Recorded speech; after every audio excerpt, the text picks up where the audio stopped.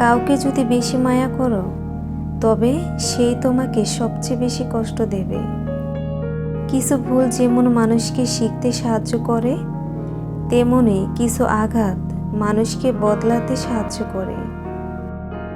যখন তুমি ভালো করতে থাকবে তখন তোমাকে হিংসা করবে, তুমি না চাইলেও শত্রু বানাবে।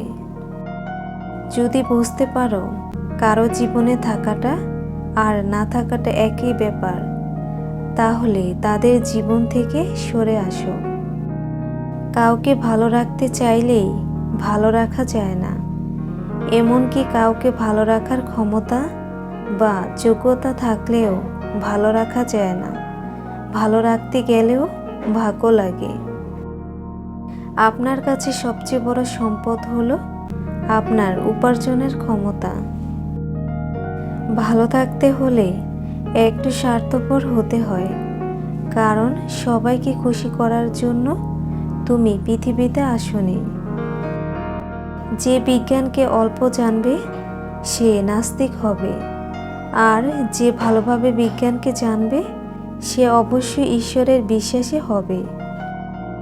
নৈতিকতা হলো সেটা, যখন আপনি কিছু করতে যাবেন তখন বিবেক দিয়ে বিচার করবেন। ওই মানুষটার গুরুত্ব কখনো কমতে দিও না, যে আজকের দিনে এসেও তোমাকে সময় দেয়।